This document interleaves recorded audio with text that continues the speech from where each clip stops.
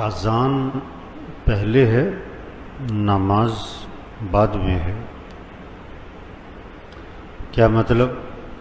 حکم پر آدمی بعد میں آتا ہے، دعوت پہلے ہے۔ حکم بعد میں ہے، دعوت پہلے ہے۔ حکم میں جو جان آئے گی نا وہ دعوت سے آئے گی۔ بچہ جب پیدا ہوا تو سب سے پہلی چیز اس کے کان میں اذان دی۔ اذان دعوت ہے۔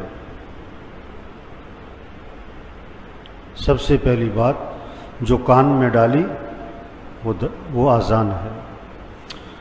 اچھا، پھر سب سے پہلی آواز ہر محلے میں، ہر گاؤں میں، ہر بستی میں سب سے پہلی آواز جو گونجتی ہے وہ کیا ہے؟ اذان۔ اذان، دعوت۔ اذان کے بعد جو دعا ہے اس میں کیا کہا؟ اللہم رب ہذہ الدعوۃ التامہ۔ اذان کو کیا کہا؟ دعوت تامہ۔ اذان روزانہ ہے، اس کا مطلب کیا ہے؟ دعوت روزانہ ہے۔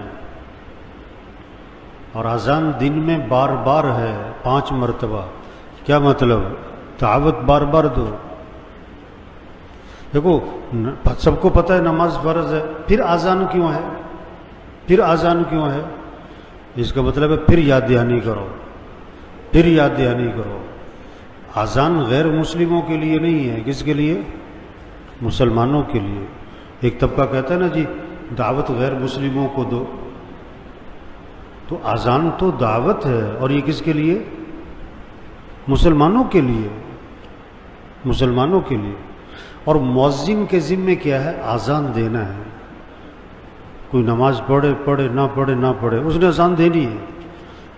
کیا مطلب؟ داعی کے ذمے دعوت دو۔ تو اذان پہلی چیز۔ اذان میں 6 سبق ہیں، اگر یہ سبق پکے ہو جائے نا، یہ اذان کے 6 سبق پکے ہو جائے نا تو پورا دین آسان۔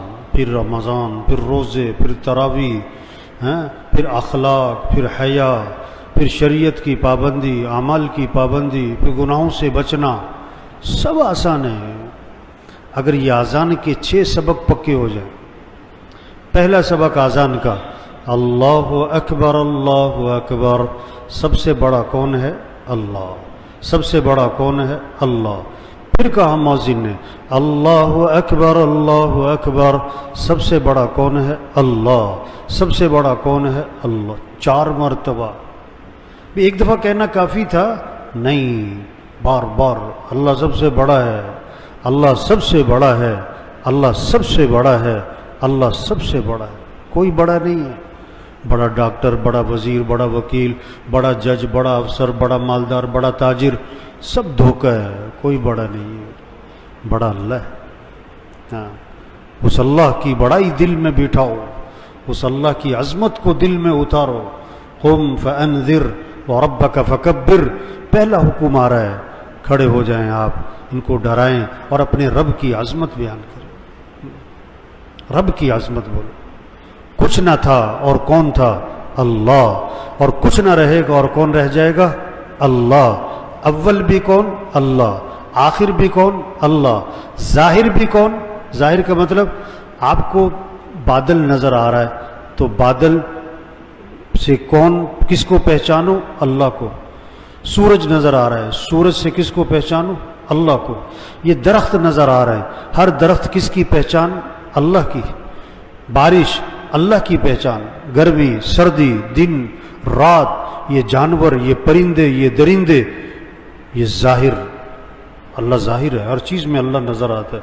اور باطن کا مطلب کہ اللہ کی حقیقت کو کوئی نہیں پہنچ سکتا، چھپا ہوا ہے۔ تو سب سے پہلا سبق اذان کا کہ سب سے بڑا کون ہے؟ اللہ۔ دوسرا سبق اشہد ان لا الہ الا اللہ۔ کیا مطلب ہے اس کا؟ کہ کوئی بندگی کے لائق نہیں سوائے اللہ کے، کوئی کام بنانے والا نہیں سوائے اللہ کے، کوئی مسئلے حل کرنے والا نہیں سوائے اللہ کے، کوئی ضرورتیں پوری کرنے والا نہیں سوائے اللہ کے، کوئی پریشانیاں دور کرنے والا نہیں سوائے اللہ کے، کوئی حفاظت کرنے والا نہیں سوائے اللہ کے، کوئی صحت دینے والا نہیں سوائے اللہ کے، کوئی تمہیں نفع دینے والا نہیں سوائے اللہ کے، کوئی تمہیں نقصان سے بچانے والا نہیں سوائے اللہ کے۔ یہ پیغام چھپا ہوا ہے کہ اس کائنات میں نظام اللہ کا چلتا ہے، کسی کا نہیں چلتا۔ جو لوگ چاہیں گے وہ نہیں ہوگا، جو اللہ چاہیں گے وہ ہوگا۔ ہاں، رجوع اللہ کی طرف کرو، مانگو اللہ سے، محبت اللہ سے، بھاگو اللہ کی طرف، ہاتھ پھیلاؤ اللہ کی طرف، سر ٹکاؤ اللہ کی طرف، ماتھا ٹکاؤ اللہ کے سامنے۔ یہ پیغام چھپا ہوا ہے۔ اشہد ان لا الہ الا اللہ۔ تیسرا سبق، اشہد ان محمد رسول اللہ، کہ اگر تمہیں اللہ تک پہنچنا ہے تو اس کا راستہ کیا ہے؟ حضرت محمد صلی اللہ علیہ وسلم کی اتباع کرو۔ ایک ہی راستہ ہے اللہ تک پہنچنے کا، ان کنتم تحبون اللہ فاتبعونی، اگر تمہیں اللہ سے محبت ہے تو کیا کرنا ہوگا؟ نبی کی اتباع کرنی ہوگی۔ ما آتاکم الرسول فخذوہ وما نہاکم عنہ فانتہوا، اللہ کے رسول جو کرنے کو کہیں کرو، اور اللہ کے رسول جس چیز سے روکے رکو۔ یہ دین ہے۔ ساری خیریں، برکتیں، بھلائیاں، خوشیاں حضرت محمد صلی اللہ علیہ وسلم کی اتباع میں اللہ نے چھپا کے رکھی ہیں۔ ہاں، یہ پیغام دے رہا ہے مؤذن، اشہد ان محمد رسول اللہ۔ محمد صلی اللہ علیہ وسلم کی اتباع کرنا، نبی کی چال چلنا، نبی کو اپنے لیے نمونہ بنانا، یہ ہیں تمہارے لیے اسوہ، یہ ہیں تمہارے لیے نمونہ، ان کو سامنے رکھو۔ ہاں، اللہ نے سب سے اونچی شان والے نبی دیے، سب سے اونچی شان والے، جن کی شان کو درخت بھی پہچانے، پہاڑ بھی پہچانے۔ حضرت علی رضی اللہ عنہ فرما رہے ہیں، میں حضور صلی اللہ علیہ وسلم کے ساتھ مکہ مکرمہ میں جا رہا تھا، اب جس درخت کے پاس سے گزرتے اس درخت سے آواز آتی السلام علیکہ یا رسول اللہ، جس پہاڑ کے پاس سے گزرتے پہاڑ سے آواز آتی السلام علیکہ یا رسول اللہ۔ درخت بھی پہچانے، پہاڑ بھی پہچانے، ایسی شان والے نبی۔ ان نبی کی اتباع کرو، ان کو نمونہ۔ آدمی کسی نہ کسی کو فالو کرتا ہے نا، کسی نہ کسی کو بڑا بنا کے چلتا ہے، تو نبی کو بڑا بناؤ، نبی کی اتباع کرو۔ اپنی شکل، اپنی صورت، اپنی لباس، اپنی کمائی، اپنا خرچ، اپنی زندگی، ہر چیز میں نبی کی اتباع کرو۔ یہ پیغام دے رہا ہے مؤذن۔ چوتھا سبق اذان کا، حی علی الصلاۃ۔ نبی کی اتباع میں سب سے اہم چیز نماز ہے، نماز ہے۔ تو صراحتاً مؤذن کہتا ہے حی علی الصلاۃ، آجو نماز کی طرف، آجو آجو۔ ہاں، دکان چھوڑو، دفتر چھوڑو، گھر چھوڑو، بستر چھوڑو، میٹنگ چھوڑو، فنکشن چھوڑو، کھیل چھوڑو، نماز نماز۔ صحابہ کرام کے بارے میں کیا آتا ہے؟ جب اذان سنتے بازار بند، دکانیں بند، تجارت بند، کاروبار بند، سب مسجد۔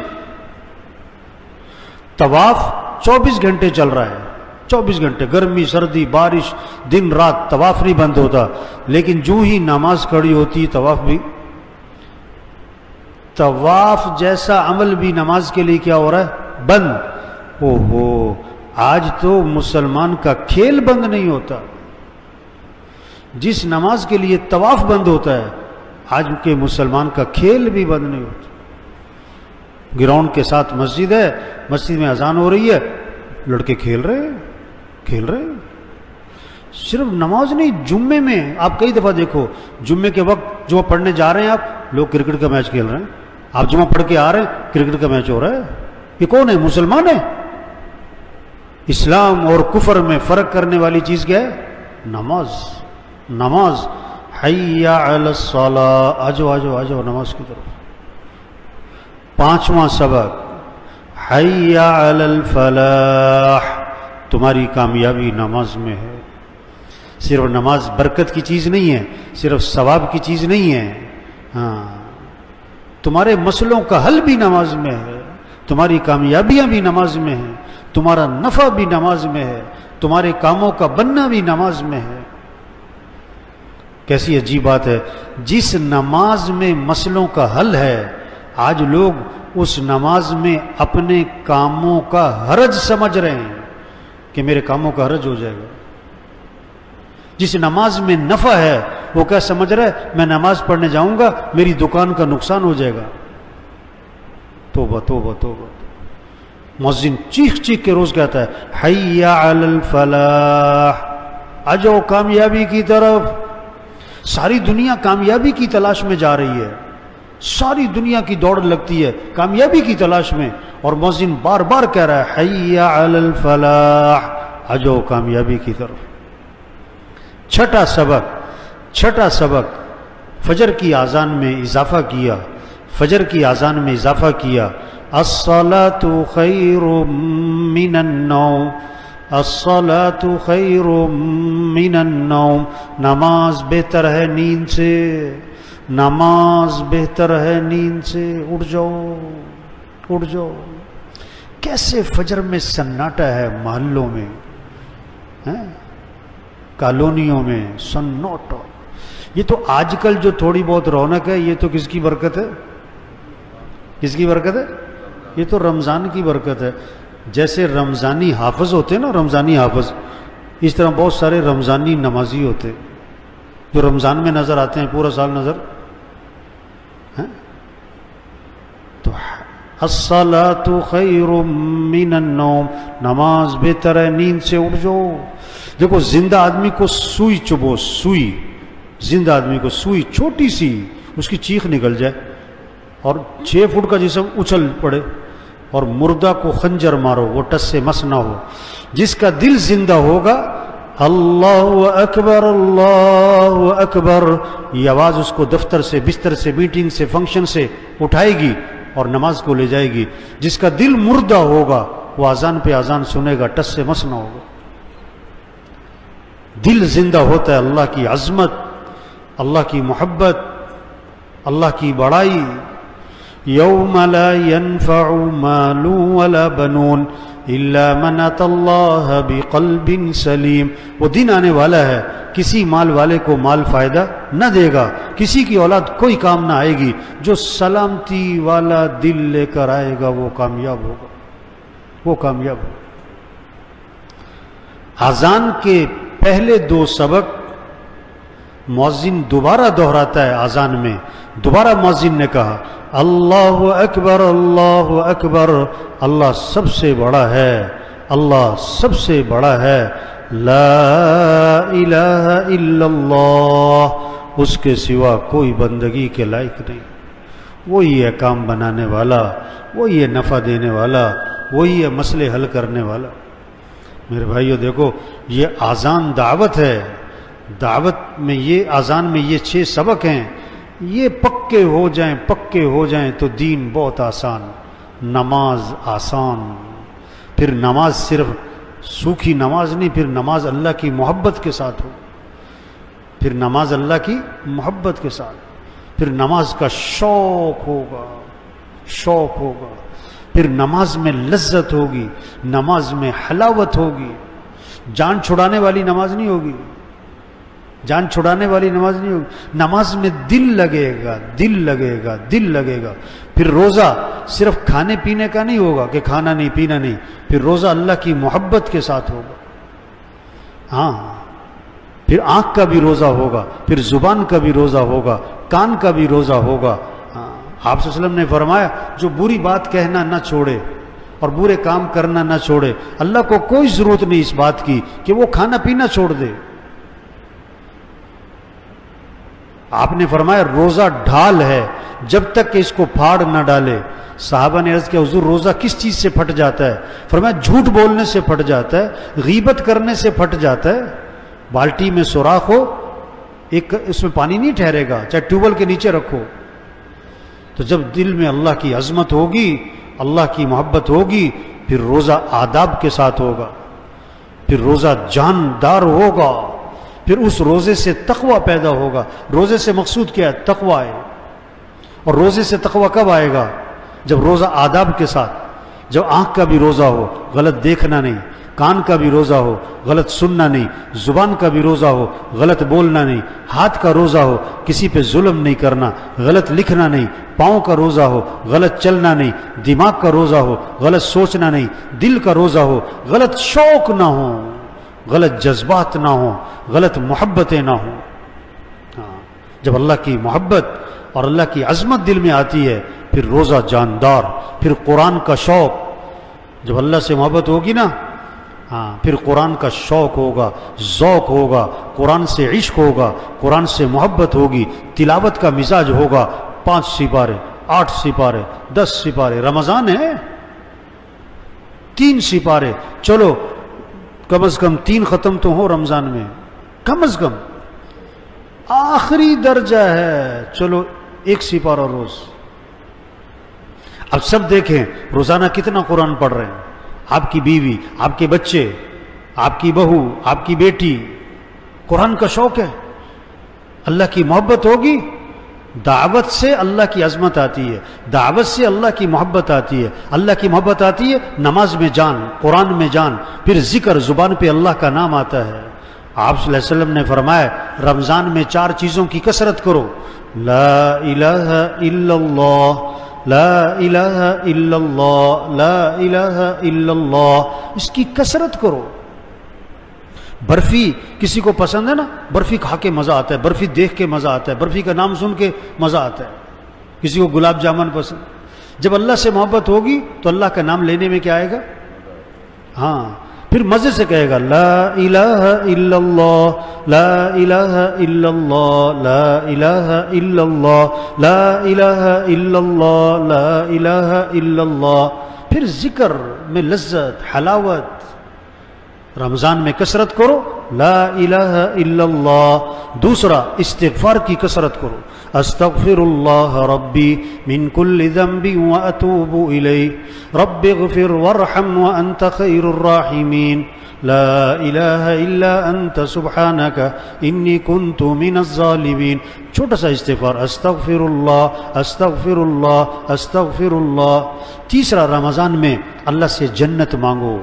کامیابی کس کا نام ہے؟ جنت کا مل جانا۔ بڑا کاروبار بنا لینا، بڑے گھر بنا لینا نہیں، جنت میں چلے گئے کامیاب ہیں، جہاں ہر خواہش پوری ہوگی، ہر نعمت ملے گی، جو مانگے گا دیا جائے گا۔ چوتھا رمضان میں جہنم سے پناہ مانگو، اے اللہ جہنم سے بچا۔ ناکامی کس کا نام ہے؟ جہنم میں چلا گیا، دنیا کا بادشاہ، دنیا کا بڑا مالدار، بڑا سیٹھ، بڑا واہ واہ، مر کے جہنم، ناکام، کہ اللہ جہنم سے بچا۔ تو بھائی اللہ کی عظمت اور محبت جب دل میں ہو پھر ذکر، پھر آدمی کے اندر تواضع آتی ہے۔ یہ اکڑنا جو ہے نا، اکڑنا کس کی علامت ہے؟ مردے کی۔ مرتے ہی کہتے ہیں نا ہاتھ سیدھے کر دو، پاؤں سیدھے کر دو، آنکھیں بند کر دو، کیوں؟ اکڑ جائے گا، اکڑنے سے پہلے جب آدمی کا دل زندہ ہوتا ہے آدمی میں تواضع ہوتی ہے، عاجزی ہوتی ہے، نرمی ہوتی ہے، معاف کرنا ہوتا ہے، طبیعت میں سختی نہیں ہوتی۔ اللہ کو بندے کی عاجزی بڑی پسند ہے۔ کتنی اکڑ ہے آج، توبہ توبہ توبہ۔ اگر اکڑ نکل جائے کیسا خوبصورت ماحول بن جائے۔ تو بھائی دیکھو حضور اکرم صلی اللہ علیہ وسلم آخری نبی ہیں، قیامت تک کوئی نبی، بولو بھائی، قیامت تک کوئی نبی۔ اب یہ دعوت کا کام، تبلیغ کا کام، یہ کس کے ذمہ ہے؟